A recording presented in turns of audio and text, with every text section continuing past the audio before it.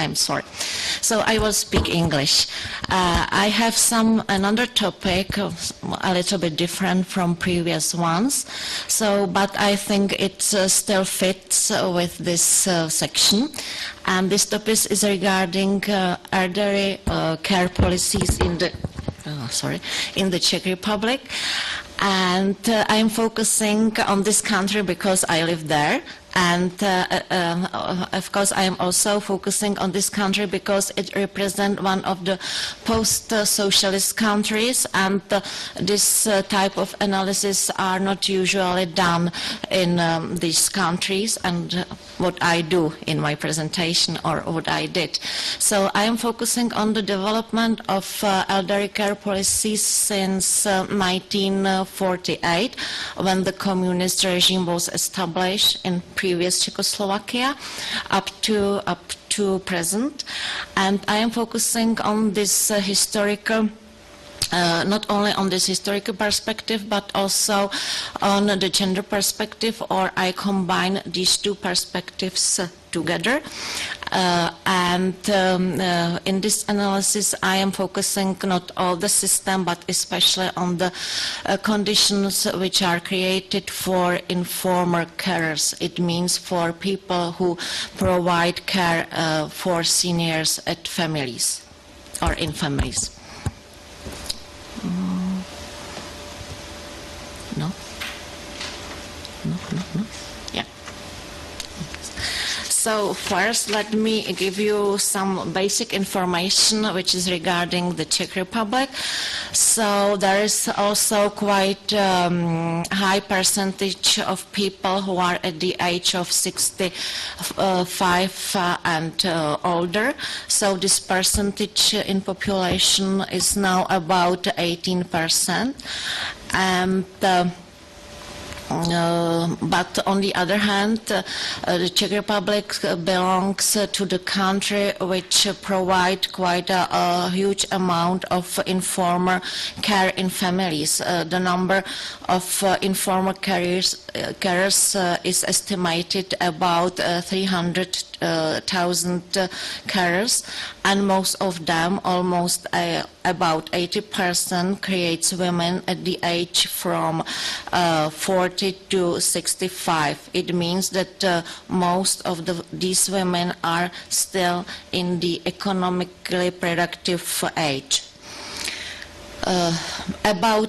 It's estimated, or according to some analysis, it's obvious that about 20% of informal carers leave or left labor market due to providing care in families. So this number is quite high. And regarding the future, there is the estimation that the percentage of people at the age of 65 plus will double in the next 2 or 30 years. So how it works, or how it works in families when providing care. So, as I mentioned, I am focusing on this problem from historical as well as gender perspective, and making analysis. I am using using classification of Leitner's, which suggested 4 ideal types of gender welfare regime or something like that in relation to welfare state, and this classification is based on distinction between familiarization and defamiliarization tendencies. When the familiarization means that policies are aimed, or not always aimed, but that there is preferences to provide elderly care in families. Either it is supported by state or some public policies or not. And defamilialization means that there is the tendency to provide care for elderly people outside their homes, outside the families. But in these two trends, we can also distinguish some subtypes, as is written here. And implicit familialism means that there is no intention, no intensive for informal carers, while explicit familialism means that there are some special incentives. Mainly, there are some type of care allowance for family members. And in this trend of defamilialism, we can distinguish defamilialism, which means that there is no support for family members, but there is strong support for caring outside family. There is support for private as well as public-oriented facilities. And optional familialism means that we have both the type of incentives for family as well as for formal sector. In that slide, you can see the development, or I hope you can see the development regarding the elderly care in our republic, which is regarding the coverage of population which could have taken former care in some special retirement houses or something like that. It's that blue line, and for population 80 plus, and you can see that this number is almost stable since 1959. But you can also see the red line, which represents coverage of population who can take or who could take some home care services, and this type of services started in the middle of the 60s, and you can see that the peak of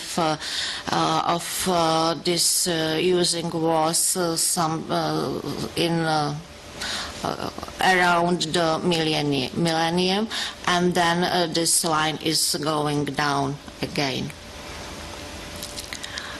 When we see four trends which was appeared in the development in our country in relation to elderly care policies, so in the first period after communist when the communist regime was established, in this first period, we can see the trend to move the elderly care outside families. But maybe mostly this trend was more rhetorical, was only on the paper than in reality, because there was still a lack of facilities for older people, and if there were these facilities, they were very low quality. It means that families still remain the main carer in this area. In the next period, or longer period, from the 60s to the end of the 80s, we can see that there was the turn to the family, because there was still insufficiency in the providing formal care, and in the middle of the 60s there was introduced special home services, and these services started to be used quite often, even if in the middle of the 60s there were only about 2,000 recipients, but at the end of the communist regime we can see there was more than 700,000 recipients of this type of care.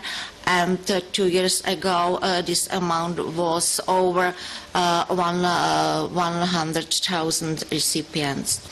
But in this period also was introduced monetary benefits for informal carers, which also shift care a little bit more from former care again back to the family, and this facultative benefit was quite low, and person who receive it cannot use, or this person had to provide care for her or his family member, and couldn't use another type of services. It's the difference from the next period when this cash benefit was a little bit changed, and even if a caring person obtained this allowance, she or he could pay from this allowance some services for his elderly parent.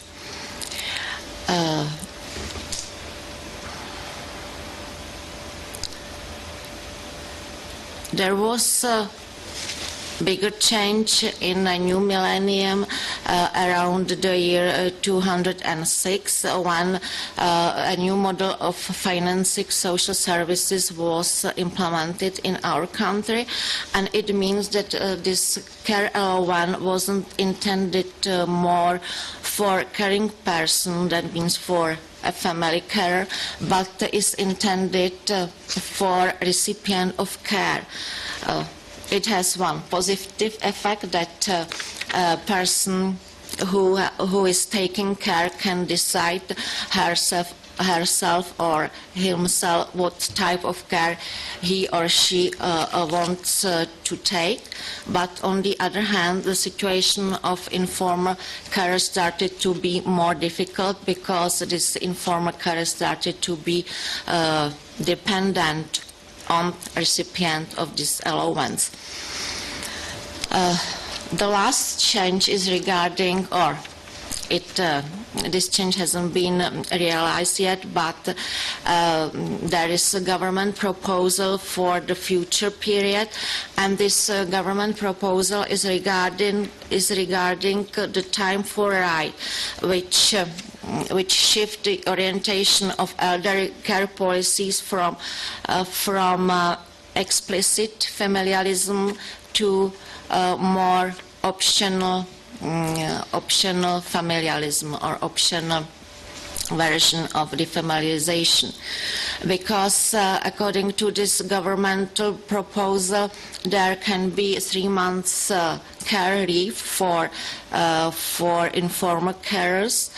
And during that period, a person who work will have guarantee his or her job place.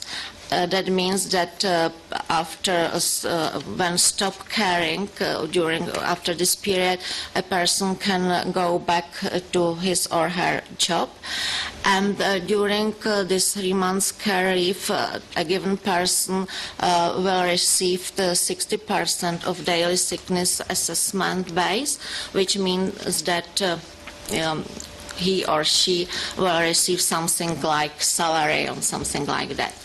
And this amount should be higher than care allowance, which nowadays the highest amount of care allowance creates only about half of average month's salary. It means that it's quite very low.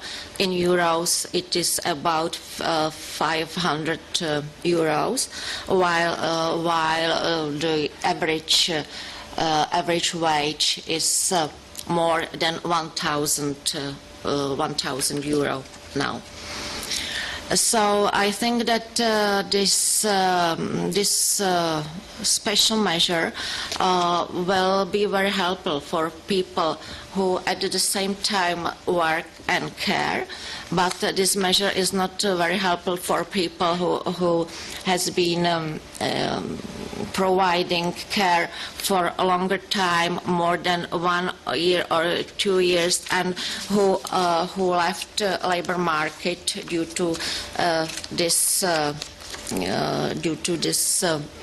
caring.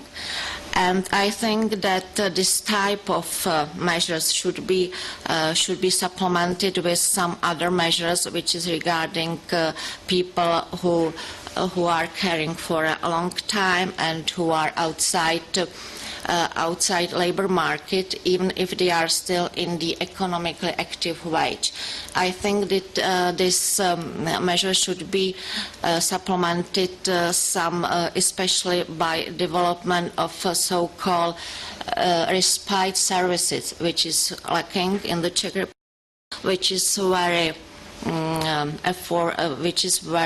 affordable for normal or ordinary people, and because people who provide long-term care for their relatives, they are very often overloaded, they are very often very overburdened because of the lack of free time, because of the lack of time for their regeneration. So I think that if we want to go to the direction to optional familialism, there should be some more measures developed and introduced into our social elderly policy.